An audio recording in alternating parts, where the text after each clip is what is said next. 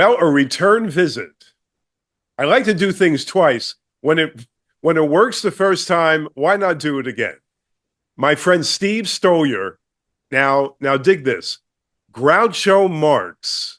Groucho Marx raised eyebrows. Remember the classic Groucho Marx bushy eyebrows?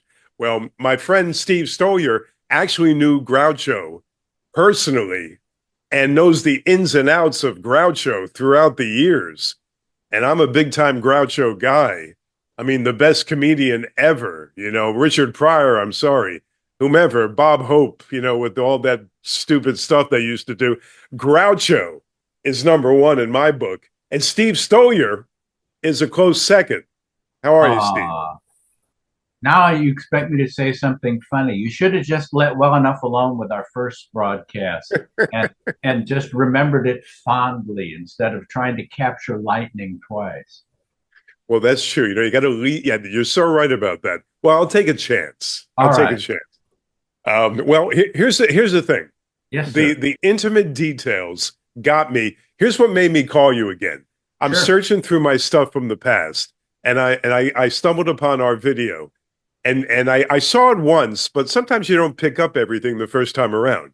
So I saw some things that I wanted to get into the second time around. I said, let me call Steve or contact Steve again, and let's get him back on the program. That's exactly how it happened. And as if by magic, here we are.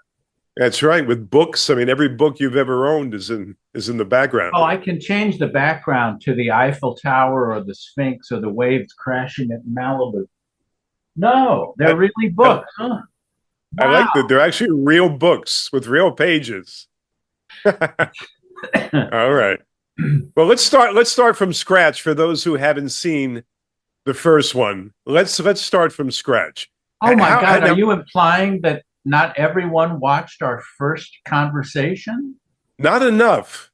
I was disappointed. Not enough. How do you know You they're never, watching this YouTube's one? very strange. How do you know they'll watch this one? You may have to bring me on 5 or 6 times to Well, say that that'll be okay with to me. say the That'll be same okay. thing over again. As long as the computers agree to do so, we can do it. Yes. Well, there's Okay. no steam rising from mine yet. Okay. Good. Good. Good. Well, start from wherever you want to start because I want to hear the beginning of this whole situation here. Well, anywhere you want to start. Maybe where are you from originally?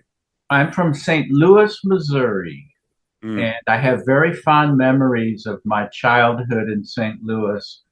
Um, Certainly happy Christmas memories of trees with bubble lights and real tinsel and snow that because I was just a little tot, I did not have to shovel or drive through, just play in and make snow angels and snowballs and all that. So I have really happy early Christmas memories until my sister Patty broke the news that Santa didn't exist. And then my life has sort of been downhill ever since then. What's wrong with her? What kind of a Well, we thing is don't have that to enough do time. to a kid? Well, I only recently found out that our older sister, Carol, was the one who told Patty that Santa didn't exist. So I guess she was just handing down the bad news, figuring if I had to have my dreams shattered, why should Steve?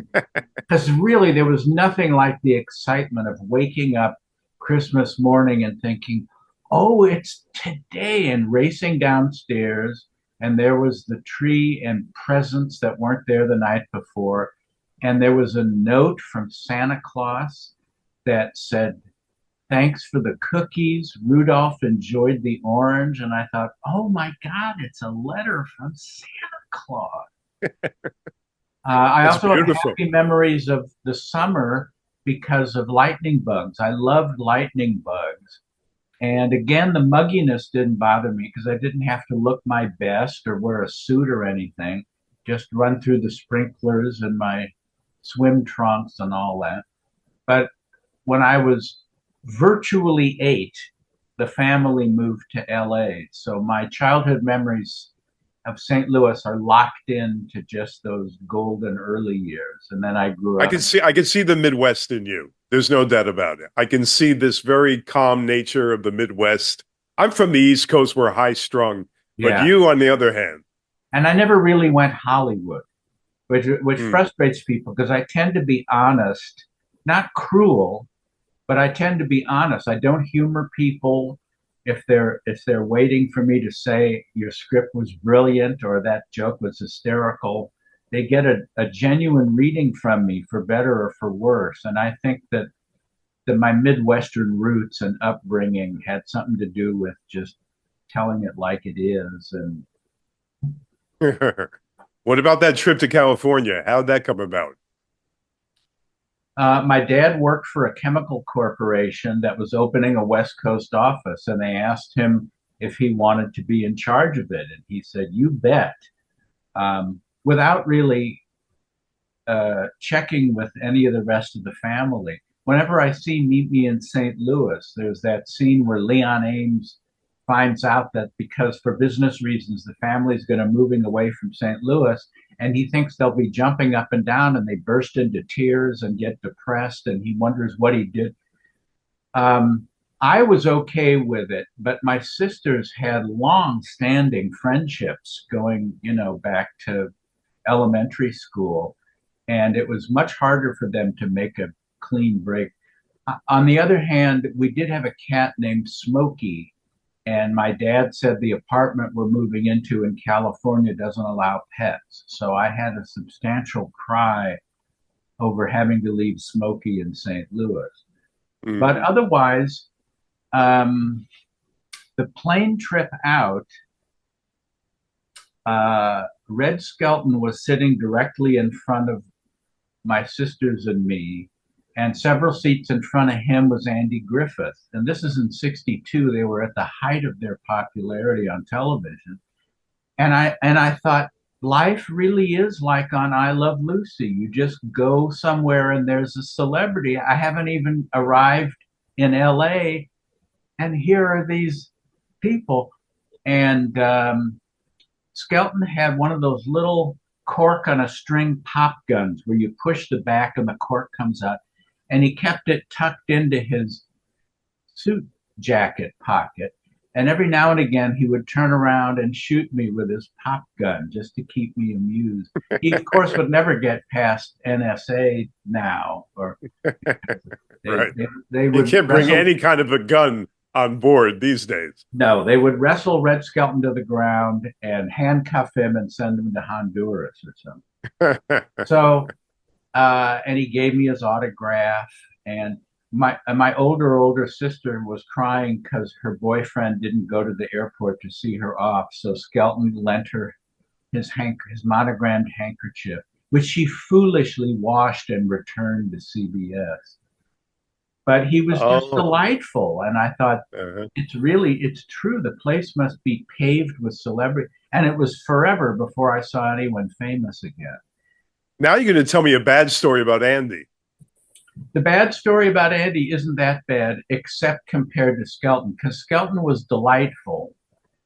And my dad walked me up to Andy Griffith to ask him for an autograph. And I still have this scrawl on a folded piece of just paper torn out of something, but at least I saved it after all these years.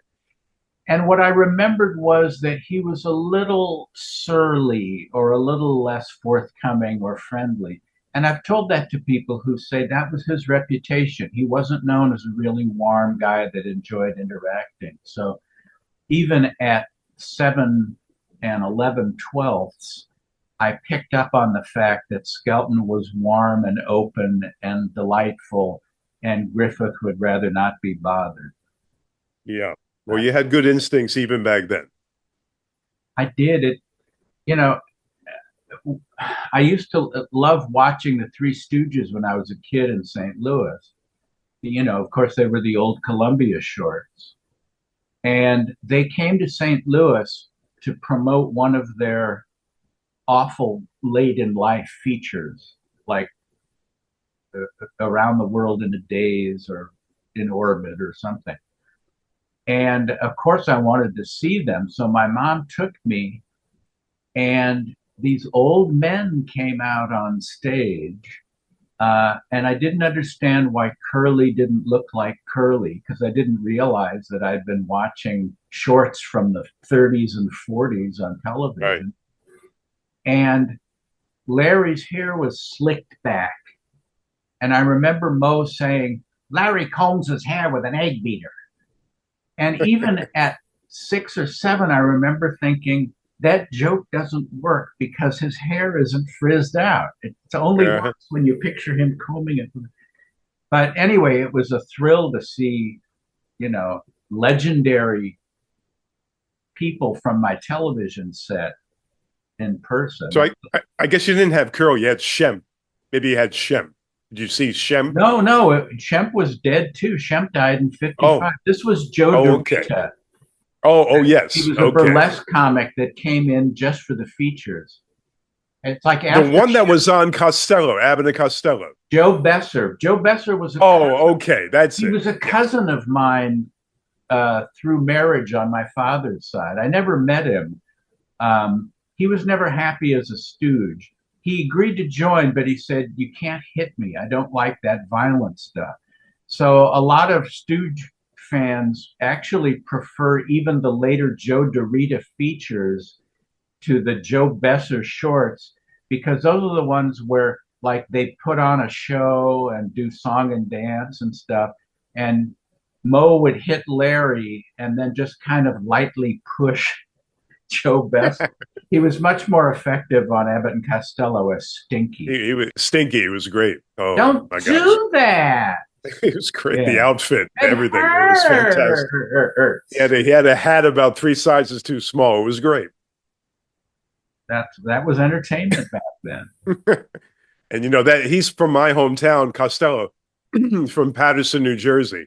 And he always mentioned it in the movies. You'd see it come up every once in a while in these TV shows and the movies. He'd say something about Paterson, New Jersey. My mother used to pick up on that and say, "You see, he's from your town there." And I love that. Don't they have a statue to him now? Yes, they do. Yes, they do.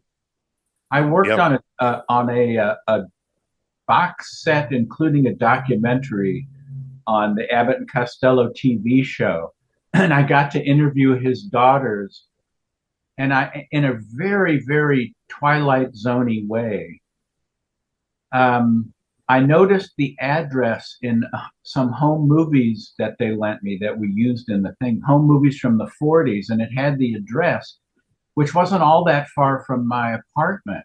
So one day I just drove to see what was there, and the house was on the verge of being demolished. It had been there had been a fire and it had been sold, but it was you could just walk through because there were workmen all over the place.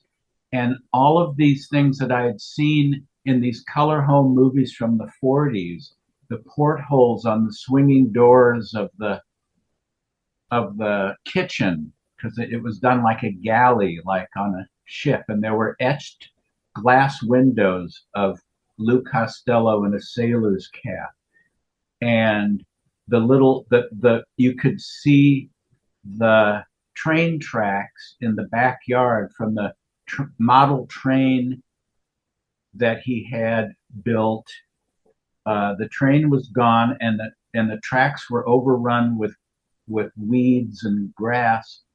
And apparently, he would have the set designers from Universal come over after hours, after they were finished shooting, like Abbott and Costello Meet Frankenstein, and they built a little wishing well, and they put down the tracks and some fake rocks and stuff.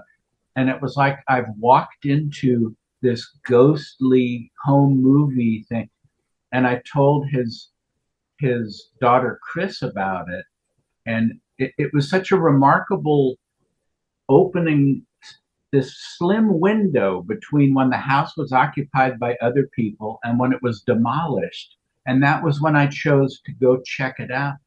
And she went and talked to the foreman, and he saved a section of the railing because it was a series of carved C's down And so she got one of the capital letter C's and was very grateful that I alerted her to that. But it was, Oh, and and his I hate I to, yeah, and I remember his baby.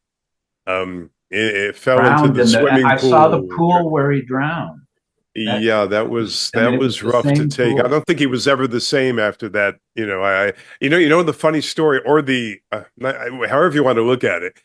He actually had a performance that night, Steve, the night that the baby died, the same day actually, and he actually went on stage that night, Yeah, the radio show.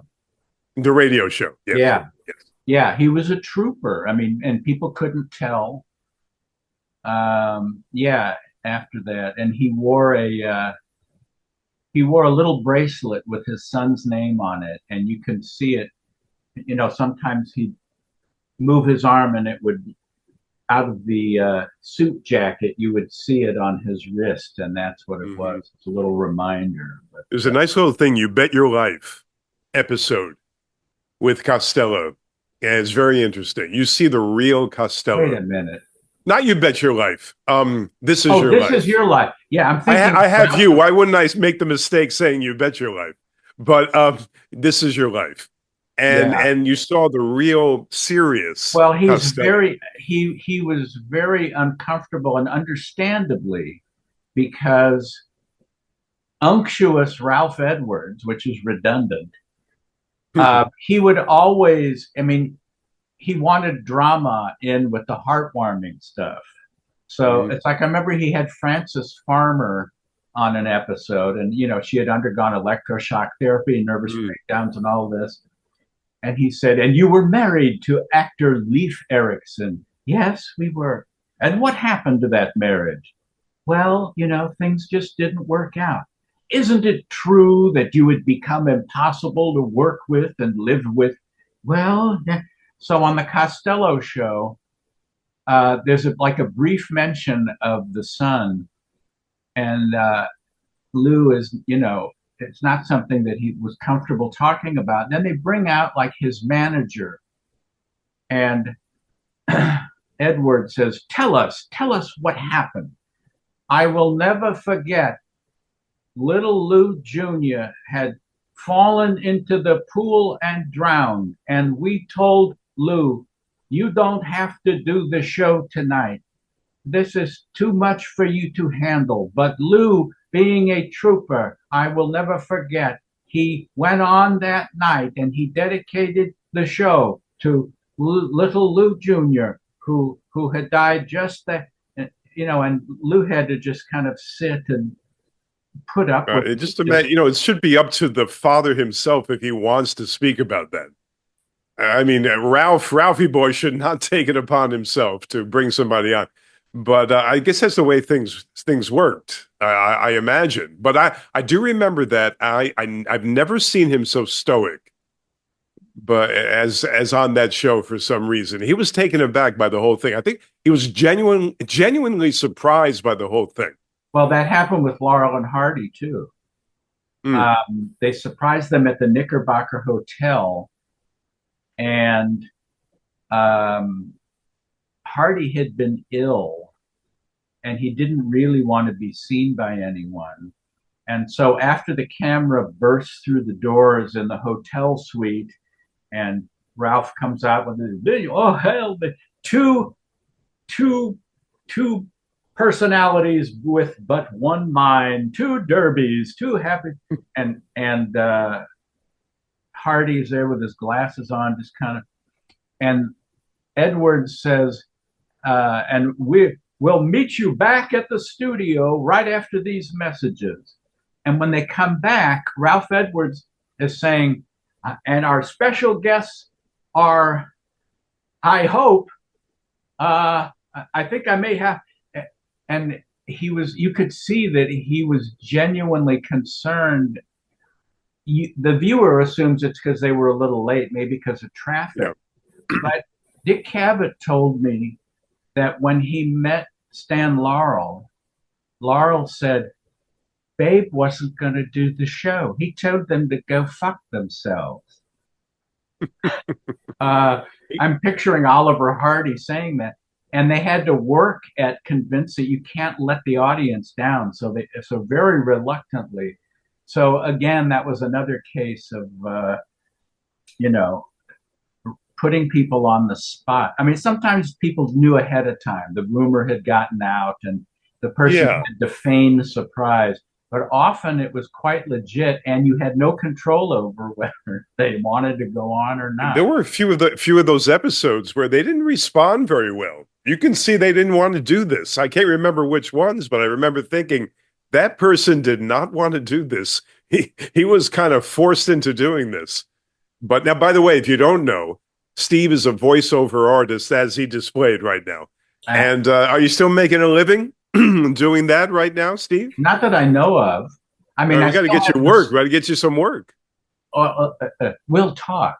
Yes, I'd be happy to. I mean, it's very competitive, and they tend to use the same people over again.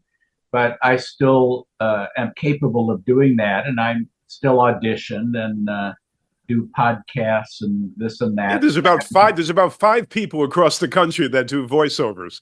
At least there was. It's a very small clique. Yeah, and they get over and over again. Let's get him. We know we can do it. We know we can do it. And Mm. it's an extra step for them to go with someone they hadn't used before. So it's the catch 22 of we haven't worked with you before. Well, but if you work with me, I remember when I was in college, I didn't have a credit card yet because I didn't have any credit. And I got this solicitation from Sears that said, we're inviting you to become a member of the Sears family. Fill this out and we'll send you a card. And I thought, well, I never really shop at Sears, but if this is, I can finally crack the ice and get. So I fill it out meticulously and send it in, and they rejected me. Oh And my I thought, goodness. I didn't want to be part of the Sears family anyway. The Take your Sears and Sears. Roebuck's family. Yeah.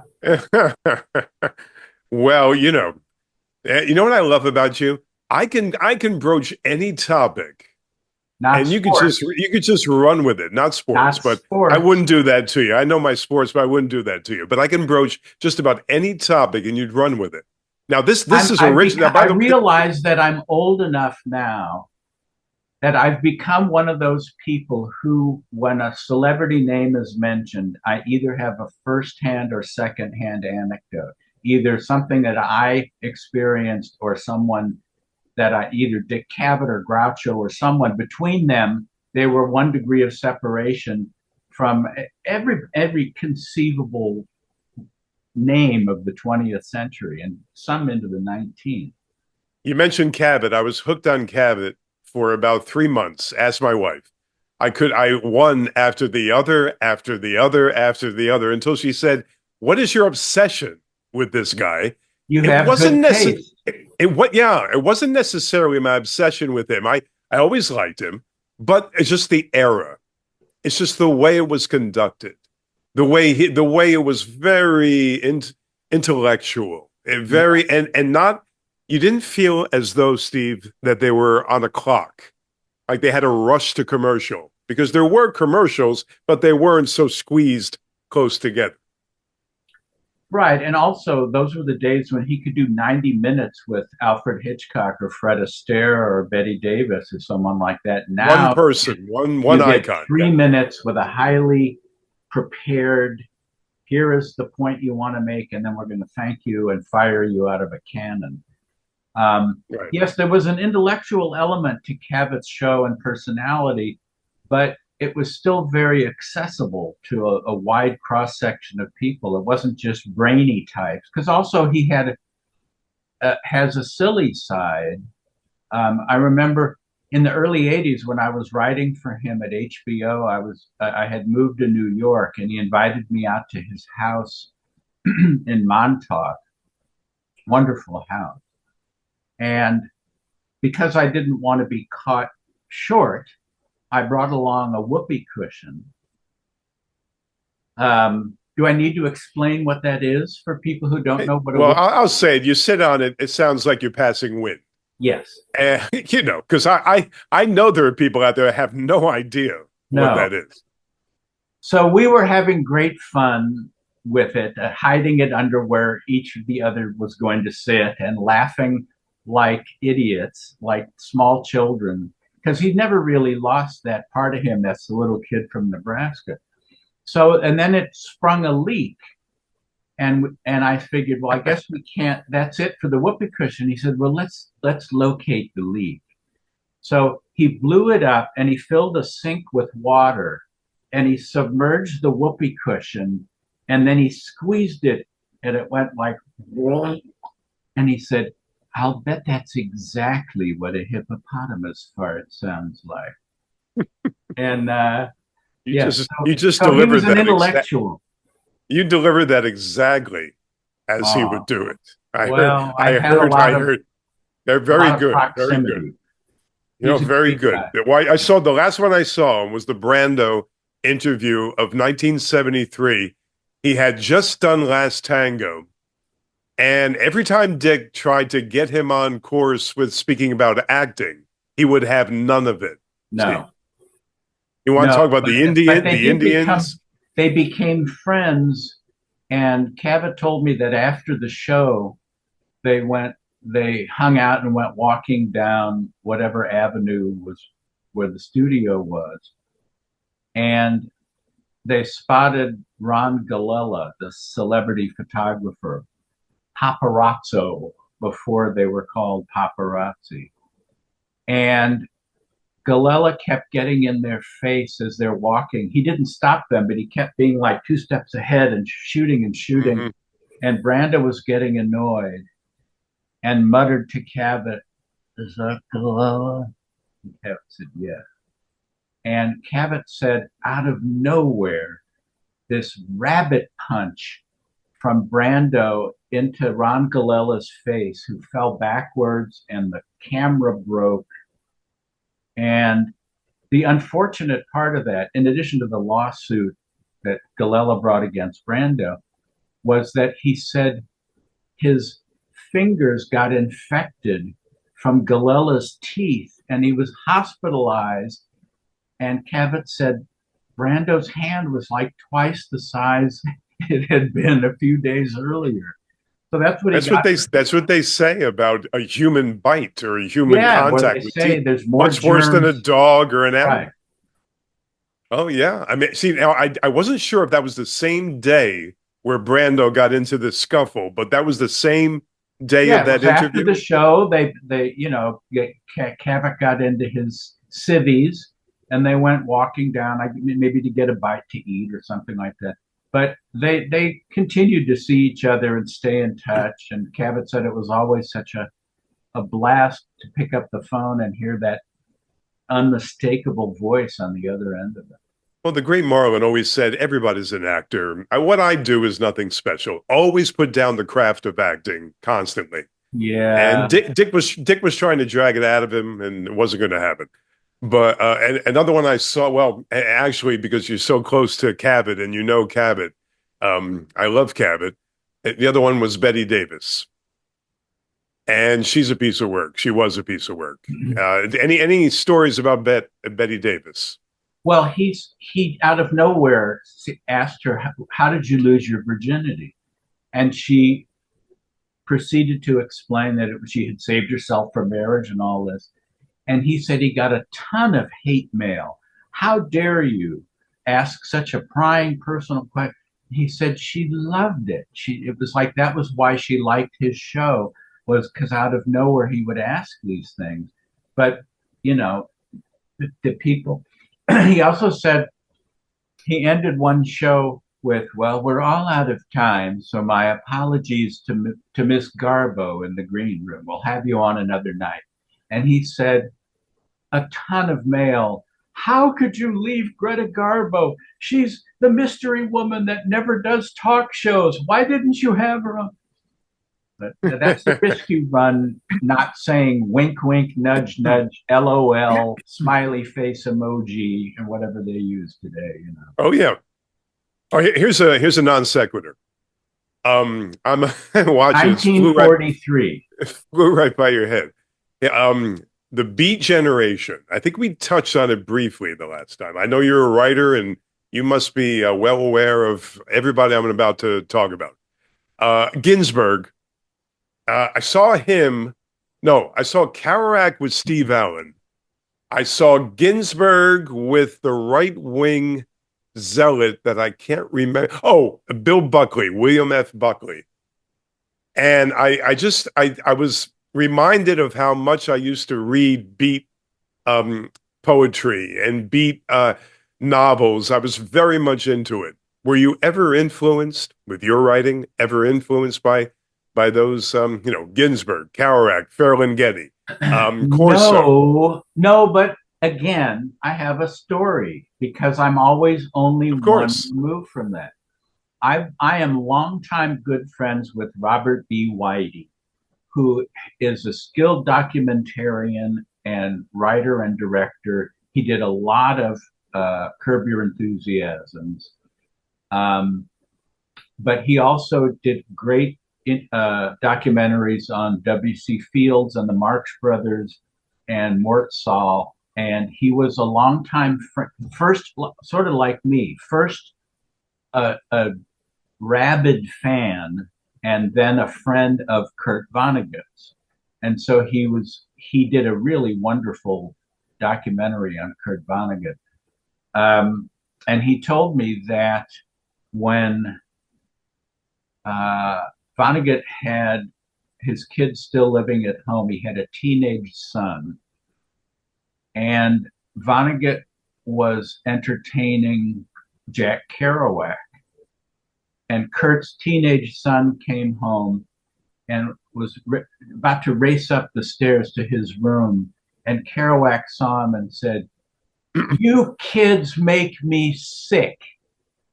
You think you know all about me. You try to emulate me, and you don't have any idea what I believe or feel or stand for, in your blue jeans and all this stuff, and you just make me sick." So he went back up. The kid went to his room, and after after Kurt, poured Kerouac out of his house, he went upstairs to check on his son, and he said, "Are you all right?" And his son said, "Yeah, who was that?" And he said, "Well, believe it or not, that was Jack Kerouac." And his son said, Mhm. "Who's Jack Kerouac?" Of course, because A double whammy punchline. yes, and by the time I saw him on Buckley's show, he was about maybe a year away from death, and it was very, very sad. He was sitting there with one of the the yippies, if you remember the yippies, not the Yes. hippies, and someone else in the middle was very interesting. But man, he was drunk as a skunk, and it was just a terrible thing. I love the guy. I mean, his novels are fabulous to me. But it's just a shame how he ended up and very It is. conservative. By the way, people don't realize very conservative, lived with his mother, kind of Really? the whole beat thing wasn't made to be a political movement. It was made to be focusing on the downtrodden, those who have nothing, and how they live, and how they still are able to take in their life and so on and so forth without the money that other people have. I've That's really heard what it was. I've heard different explanations for the origin of the term, and since you're so into it, maybe you know the definitive one. But I've heard people say it was the beat generation because there was like the beat of the bongo drums and the espresso houses and the poetry and the rhythm of the beat.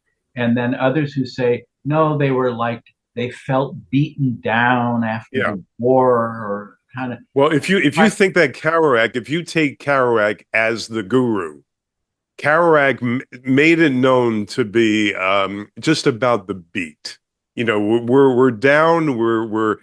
We don't have everything that people have. We're just living moment to moment, and this so it we're was for him, it was like beaten and downtrodden. yeah, more like Okay, that. That's if you want to take his word for it. I think he was the father of the whole movement. So probably.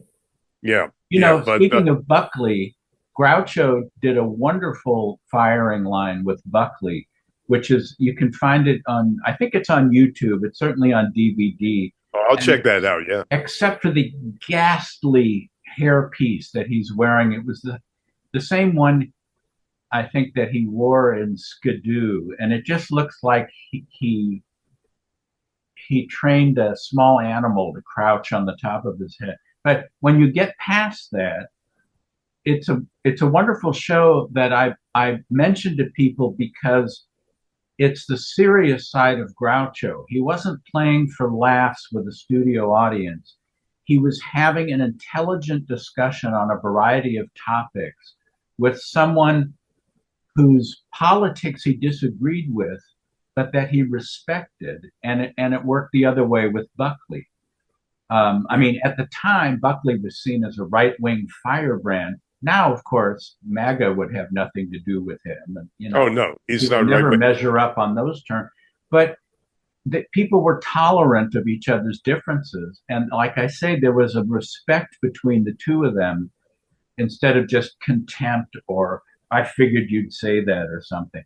But it's a good illustration of what Groucho was must have been like back then, having lunch with one of his friends just talking about politics and the state of the world and things like that. So And was he a very I know he was a learned man, but was he up on the latest? Was he a news junkie, as they would call him today? Or you mean when I was with him? yeah, yeah. Let's get back on the Groucho thing. It when you were when you were with him, and that's my fault for going way out there. But again, and by the way, before we go forward, the full name of that book, Raised Eyebrows, and My Years Inside Groucho's House. it tells the tale right there. That's a beautiful title. Go get the And book, folks. Woody Allen said it's one of the best books about a show business icon he had ever read, which is And Woody admired Groucho I mean, to a great extent. it worked the other way too, because Groucho turned his contemporaries onto Woody Allen because he would be around his guys saying, nobody's funny anymore. There's no place to be funny. It's not like Groucho would say, there's a young comedian named Woody Allen, and he's very fresh and new and funny. And so they would catch him doing his, Woody did a lot of variety shows with his stand up before he got into making movies. So yeah, he had a sort of avuncular relationship with Woody, and it really worked both ways. And when people would say, interviewers would come by to interview Groucho when he turned 85. Who do you like in comedy today? Invariably, he would say Woody Allen and Dick Cavett. And then there were a few others, but so it worked both ways. How about the first time you met him? What was that like, Groucho? I actually had it. What was really cool was I had a spread out exposure to him. So there wasn't one big magical moment. Um, when I don't know how to rewind this to not lay everything out and take forever, but when I got a phone call in January of '74 from Erin Fleming, who was the woman that was in charge of Groucho's life. And I knew all about her because I was a Groucho fan and had read magazine and newspaper articles about this young actress that's Groucho's companion. And because I was trying to get Animal Crackers re-released, I had gotten in touch with her. So she called and we talked about what we could do to generate publicity to try to get Universal to re-release the film.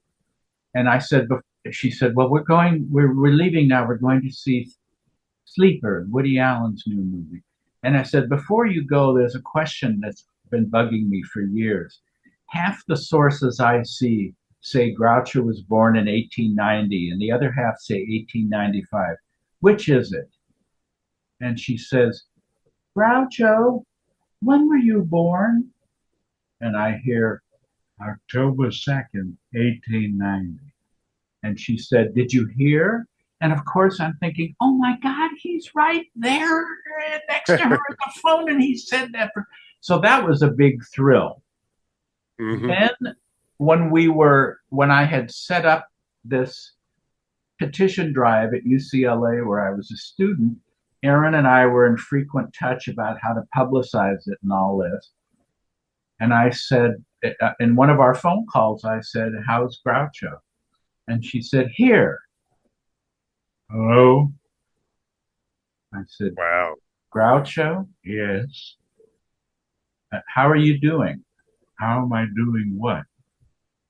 How are you doing whatever you're doing? I'm telephoning. What are you doing? I said, "I'm telephoning too. It certainly is a small world." And he said, "Yes, it is." "Okay, I'll let you speak with my secretary, Miss Fleming."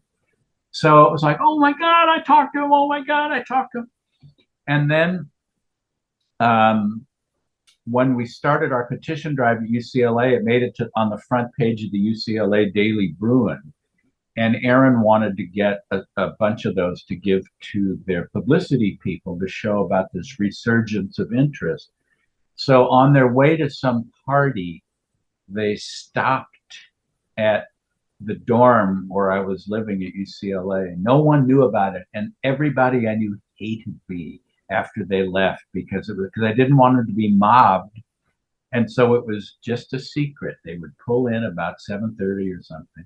So this Mercedes pulls in, and she's at the wheel, and I hand her the papers, and Groucho rolled down his window. I said, "Groucho, I am very happy to be meeting you after all this time." And he said, "Well, you should be." And Aaron said, "This is Steve Stoliar. He's the one who's trying to get Animal Crackers re-released." And Groucho said, "Well, did you get it?" And I said, "No, but we're working on it." And he said, "Well, you better, or I'll fire you." And I Hmm. said, "I didn't realize I was working for you. How much are you paying me?" And he said, "A little less than nothing." And off they went. And so I had finally shaken the hand of the man that I had admired from afar. And then it was a couple weeks later where they arranged for Groucho to come to UCLA, sit next to me on Bruin Walk with the press cameras and video and news crews and hundreds of students. And the two of us talked about our campaign to finally get this movie out. And it was like, please pinch me. I can't believe I'm just sitting here, Hmm. and even though he had had a stroke and had slowed down, there was still a lot of him left. And I remember one of the reporters said, "Mr. Marx, what is the purpose of your appearance here today?" "I expect to get lunch." And she said, "No, but besides that, I may get dinner." And someone else said, "What do you think of how the younger generation has embraced the Marx Brothers?" And he said, "Well, of course, I'm flattered. Last Halloween, 3 kids came to the door dressed as Groucho, Hoppo, and Chico." And I said, "What did you give them?" And he said, "I sent for the police." So it was like, here I am with my heart beating out of my shirt, trying to make sense, talking to and Universal relented and cleared the rights, which had been tied up in a legal snag, and they didn't think it was worth bringing it out. But I showed that there was a sufficient audience. And there was a re-premiere at the UA Westwood. I rented a tuxedo. It was a great moment for me. And to see it on the marquee in plastic, the Marx Brothers and Animal Crackers. And then, and even after the premiere, was always a line of kids in tennis shoes and t-shirts and blue jeans waiting to see it. And it was so gratifying to me because it's like I knew there was an audience, but Universal thought we're not going to spend money to untie some 1930 early sound Marx Brothers movie. And then it ended up breaking the box office record that the French Connection had set there a few years earlier. So Is this maybe 19? Well, if you're talking French Connection, 1971. Is this this was 74. 1973? Four. 74. Okay. Right. But I'm saying the French Connection one. Yeah, right. 74. Well, graduated eighth grade at that time, and I was into the Groucho. I see my exposure to Groucho was strictly You Bet Your Life. Many people, even I Kevin may have said he peeked knew him in, first Steve. from the talk show. Yeah, I may have peeked in on maybe 10 minutes here of duck soup and 10 minutes here of something else, but mostly on that game show.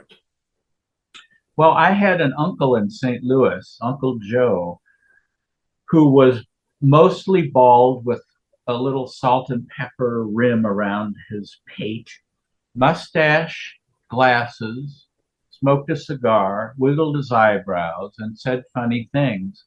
And so when I saw You Bet Your Life, I kind of thought he's just like Uncle Joe. And I vaguely remember the duck dropping down. I mean, the show, it was still in first run when I think 61, 62 was the last season of originals before it was syndicated as Best of Groucho, and it still runs under that. So I was catching the tail end of the new shows and got a kick out of the duck and this guy doing his Uncle Joe impression. But a Now, lot of behind the people, scene, yeah, go ahead. I'm sorry. a lot of people almost apologetically say, I only knew him from the game show for years, and Yeah. but even I think on the Carnegie Hall album, Dick Cavett says something like, I knew him first from the talk show and later from the movies, because none of us were around in the 30s in the snow getting 15 cents out of our pockets in the Depression to plunk down and watch it. So it was only later that I caught up with them on TV and then in revival houses. And I thought, these are great. And then it was frustrating that there were only about a dozen Marx Brothers movies, of which I really only love half. Yeah. There's something funny in all of them, but the earlier Paramount films are crazier and surreal and looser and funnier. And then when they went to MGM, even though they got more money and their films did better with Night at the Opera and Day at the Races, they were really well crafted movies, but they didn't have that loose craziness of horse feathers or duck soup. No, you hit the nail on the head right there. There was something improvisational about the early ones that the other ones seemed a little bit stilted, a little Yeah, bit, tiny. If you knew the first ones, you could see the difference. That's the right. thing. Later on, I discovered these films, maybe at about 17, 18, 19. I just binge. Can you binge watch in 1979? I did. I somehow binge watched these movies. Yeah. I don't know how you did. That's another thing I I have. actually was able to get these. I'm thinking about how I had these movies because I saw all the night of I saw the ones you mentioned and a couple of the early ones, and I don't know how I did because my father had an ability to get some movies super. I can't remember, but I actually saw about Is it that four. you can't remember or you don't want to remember? No, I wish I could, but I know that my father would have all these old movies somehow. Was it Super 8 back then? Is Super 8, Yeah, you I mean, remember? unless you had the money for 16 millimeter sound films Because and a I don't know projector. how well I saw these films, and when I saw these films, I said, this guy's a genius. I saw Groucho, when maybe I don't want to say past his prime, but he was older when he did You Bet Your Life. Yeah, This guy was an absolute genius. he was great. Yeah, and he and there were more than vestiges all the way to the end. Just when I would think, well, I guess he's past that, he'd take a straight line and twist it and hand it back, and it was so gratifying. Even, I mean, on his deathbed, the nurse woke him up, and he said, "What do you want?" And she said, "I want to see if you have a temperature." And he said, "Don't be silly. Everybody has a temperature." And he fell back asleep. So even drifting in and out of lucidity towards the very end, that mechanism, I think I might have told you last time, but since, as you say, nobody saw that, and we're assuming they're seeing this, No, not no one, not enough. he did like to keep up with what was happening in addition to in the world in show business, even though he was only peripherally involved. So I would bring him the mail each morning, and then at the lunch table he would talk about what he'd received, and he loved getting the trade papers to find out what was happening. So he sat down one day and said, "Wonderful mail you brought me, nothing but requests for money." And I said, "You got a variety, didn't you?" And he said, "Yes, a variety of requests for money," which was phrased exactly as he would have phrased it in the 30s or 40s. Could you get close to this man? Meaning that did he let you in? Anybody into his private thoughts, or was he always the type of person that he always was on when he was in public, or did you ever get any deep insight from Groucho? No, he wasn't always on. He was essentially a serious man. And his nickname that his mother gave him was Der Dunkel, which means the dark one in German. Um, and he was essentially a serious man and would get upset about things in politics. He hated Nixon long before it was fashionable. Um, he got in trouble. He gave an interview to like a free press magazine newspaper in San Francisco in 71, which was before Watergate. And he said, "I think the only hope for this country is Nixon's assassination," which put him on the FBI list, Oh, put him yeah. on Nixon's enemies list. He was investigated. And it's like, and that's before the Watergate break in. He had hated him since he was Eisenhower's vice president. And after he lost to JFK, Nixon, not Groucho, he moved into Groucho's neighborhood.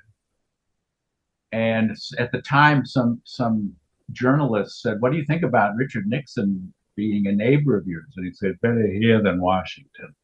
And of course, he Very wasn't. good. So Very good. he was a Yeah. lifelong Democrat. He only voted Republican once, and that was Roosevelt's third term. He voted for Willkie, not because he preferred Wendell Willkie, but because he just thought on principle a president shouldn't serve more than two terms. That's But then, understandable. but then when Roosevelt ran for the fourth term, he voted for him again and campaigned for him with other celebrities. We were, by then we were in the midst of World War II, and he wasn't interested in, it's like, well, all right, so you're in the third term and you're going now. What's the point of trying to make a point? So his whole life he was liberal. He had very he civil rights were important to him. He had no problems. He felt like black people got a lousy deal and they should be given opportunities. And he actually broke the color barrier for studio orchestras by allowing Buddy Collette, who was a jazz flautist and saxophonist. He was part of the band that Jerry Fielding, who was the first You Bet Your Life orchestra leader, put together. And Buddy Collette was black. And Fielding had to go to Groucho and, say, "Is that okay?" And Groucho was like, "Why would that matter to me? Can he play? Yeah, he's great. Okay." And so that they used to do that. Fielding told me they used to do this thing where when the orchestra was filing in from the wings in front of the studio audience, they would go from left all the way to right, and then you would see Buddy Collette. And then what the audience didn't see was that The orchestra then went around back behind the curtain and came through again, which made it look like there were dozens and dozens of people. But then they'd see the same black guy and they'd start laughing. And that was like, then they realized they were being had. So, but Well, Steve, many people would call him an anarchist because he was so at home with upheaval, you know? I mean, I've yeah, heard he people did. say, Well, well, Groucho, yeah, go ahead. he had no patience for false, for facades or phoniness or hypocrisy, and very little patience for that sort of thing. He didn't much care for Gerald Ford. I think he said he was hit in the head one too many times when he was a football player, but he had great respect for Betty Ford because she was outspoken about her problems with alcohol, and he liked listening to her talk. So he loved Betty Ford, and there was actually an autographed picture of the two of them that was on his trophy table, signed by her. Um, She was very courageous the way she came yeah, out with that. I mean now it's like Now it's a standard badge of honor. operating procedure when you know either fall off the wagon or you go to jail for beating the shit out of your wife or whatever. Then you talk about how contrite you are and you've been to therapy and and you beg God's forgiveness and all that. It wasn't that common in '76. No, no, she was one of a kind. She was. She made more of a mark than her husband. I mean, her husband was kind of a non-entity in my mind. I don't remember Jerry Ford's Well, administration at all. he He was pardoned probably a nice guy, probably a good man.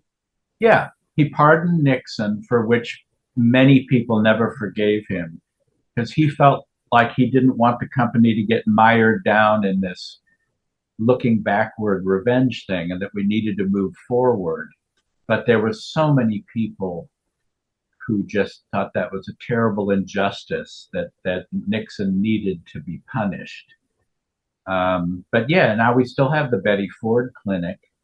So people don't know her as Gerald Ford's wife. They know her as the woman that started this philanthropic drug and alcohol substance abuse recovery. Was Groucho a misogynist of any kind? Did he think of women? Don't take it the wrong way, because I know you adored the guy. Did he think of women as, I won't say second class citizens, but subservient? I know it's a different era. Yes. How did he He, feel toward women? it's interesting, and that's a good, valid question. Finally, um, uh, he Thanks, was pal. he was very much ahead of his time in a lot of ways in his thinking, civil rights, and all that. But he was rather Victorian about women. And as I pointed out before, he's entitled to be Victorian because she was still on the throne when he was born for another 11 years. Even though he wasn't British, he was literally from the Victorian era. He had set ideas about women. He said, I married my wives for their beauty. None of them had anything upstairs except another man from time to time. And I found it frustrating because in my naivete, I remember thinking, well, how come he didn't like get together with like Dorothy Parker or someone that could keep up with him? But even more realistically than that, he had friends and relatives who had long-term marriages to beautiful and brainy women with sparkling personalities. Nunnally Johnson, who I think I mentioned several weeks ago at the beginning of this broadcast, his wife was Doris Bowden, who played the pregnant Rosa Sharn in Grapes of Wrath. And she was really beautiful. And she was also fairly brilliant and a gracious hostess and just a delightful person to be around. So he got the hot chick and mother of some children of his but also this person that he could have this great discussion with. Harpo married Susan Fleming in the 30s. She was a Ziegfeld showgirl. She was beautiful. The glamour shots of her are remarkable, but she also was a pistol and did not suffer fools gladly and was into all sorts of cultural and political stuff. And I mean, Harpo, and they were married until Harpo died. Um, Arthur Sheikman, one of Groucho's writers and closest friends, married Gloria Stewart, who most younger people only know as the old lady in Titanic. But she also was the leading lady in The Invisible Man with Claude Rains, in The Old Dark House with Boris Karloff, and uh, Gold Diggers of 1935, and some Shirley Temple films. And she was really beautiful and brainy and creative and all. And I thought, so why couldn't Groucho do that? But he did admire a lot of women. He admired a lot of women writers. He admired Betty Ford. He admired women who were in political positions in other countries. But for his own personal taste, he went with increasingly younger, very, very attractive women who didn't share his interests and were kind of bored because they would have parties, and his wives would want to play games, and Groucho would just want to sit and smoke cigars and talk about politics and entertainment with his male friends. So there was that old fashioned, I don't know if it's misogyny because he did respect a lot of females, but the women that I mentioned that had married people that were part of his world, he had nothing disparaging to say about any of them. But it didn't translate, it didn't carry over into his own life. It's interesting stuff because many people have these two sides. It's very interesting. Well, one more time with that book, because everybody has to get this book if they want to know the inside dope of this great man who's been gone. When did he pass away? 1977. It's Oh my goodness, almost 50 years ago. Isn't that something? Wow.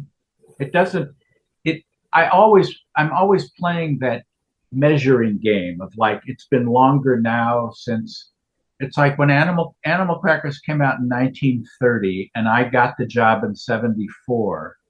And that seemed like the Civil War at the time. But it's shorter than from when I got the job till now. And that blows what's left of my mind.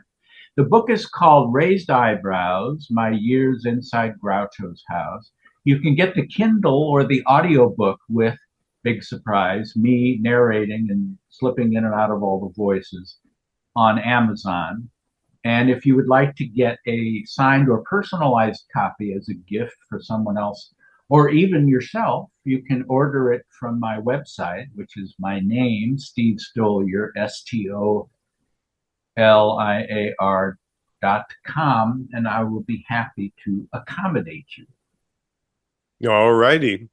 Well, I'll wait a year, then I'll give you a call back and I'll go over the things that I forgot about today. I'll say everything all over again for a whole new generation of listeners.